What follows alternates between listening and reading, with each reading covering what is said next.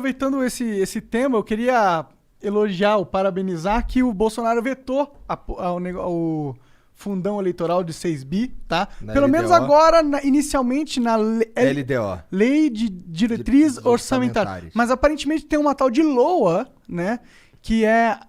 eu não lembro O que significa.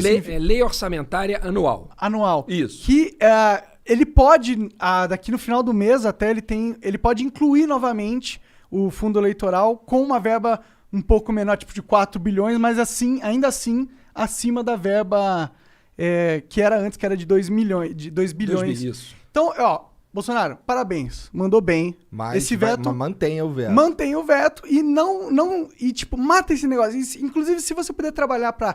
Eu penso assim, matar o fundo eleitoral ou democratizar ele, colocar ele por CPF, você deveria fazer isso. Mas parabéns, cara. Eu prometi que ia ficar em 10 episódios, ia dar essa moral, e eu vou cumprir. Moral dada. Palavra dada, palavra cumprida. O que tu acha desse lance de fundão eleitoral? Esse é um ponto que eu acho que é preciso entender, né? Assim, porque, por exemplo, esse é um tema, como eu dizia há pouco, impopular.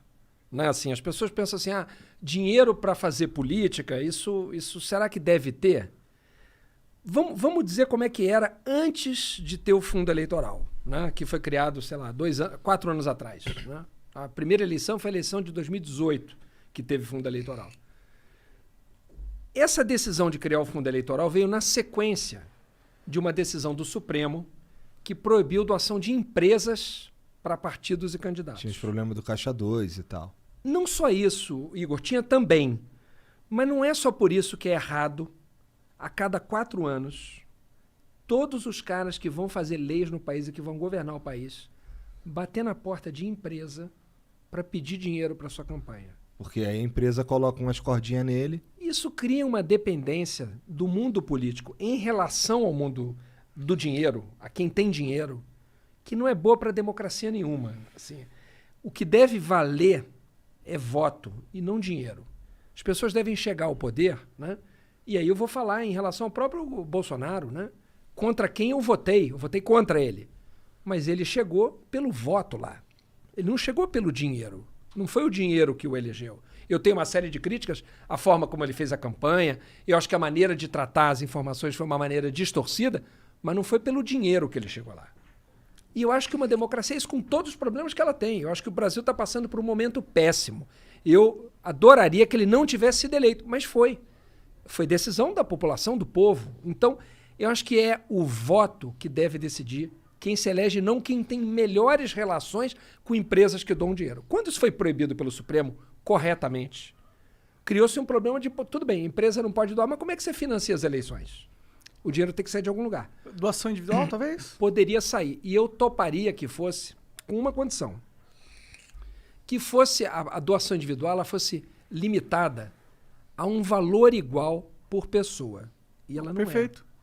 Hoje em dia ela não é. Hoje em dia como é que é? A pessoa pode doar, a pessoa física, pode doar até 10% do total do que ganhou no ano anterior.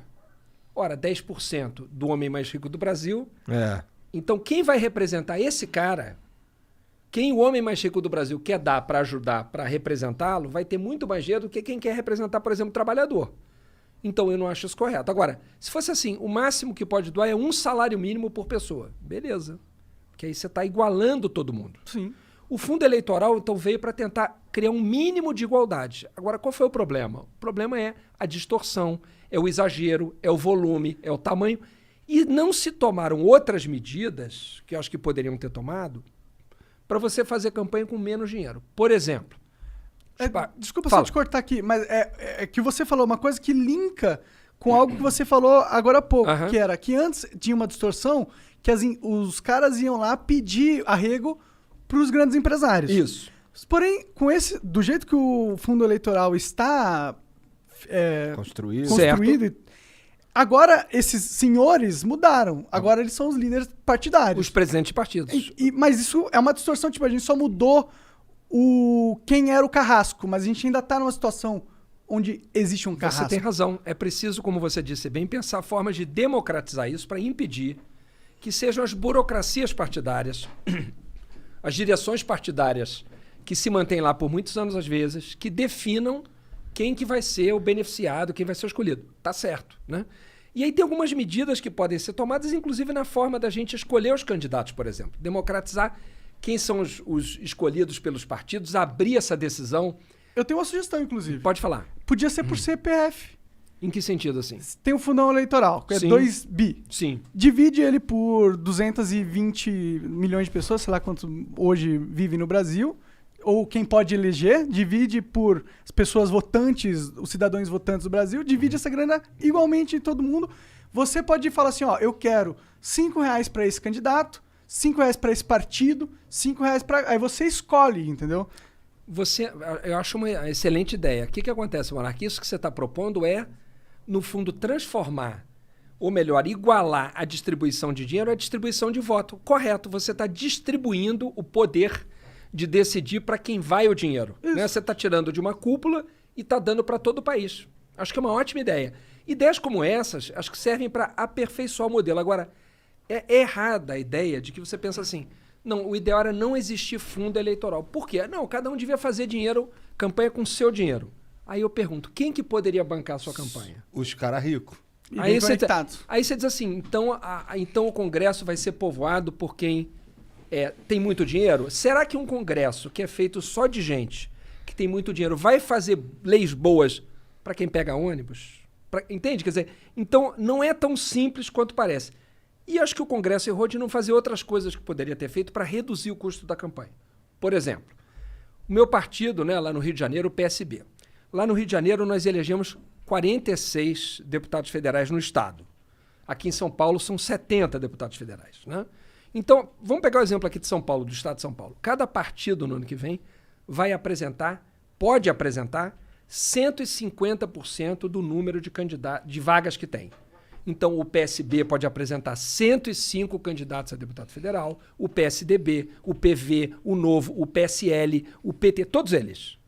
O que a gente podia fazer? Diminuir a quantidade de vagas. Fala assim, não vai ter 150% de candidato. Vai ter 50% de candidato. Cada partido pode apresentar 35 candidatos e não 105. Aí você faz a mesma quantidade de dinheiro valer mais, porque você tem que distribuir por menos candidatos. E os partidos escolham melhor os seus candidatos. Porque o que acontece hoje?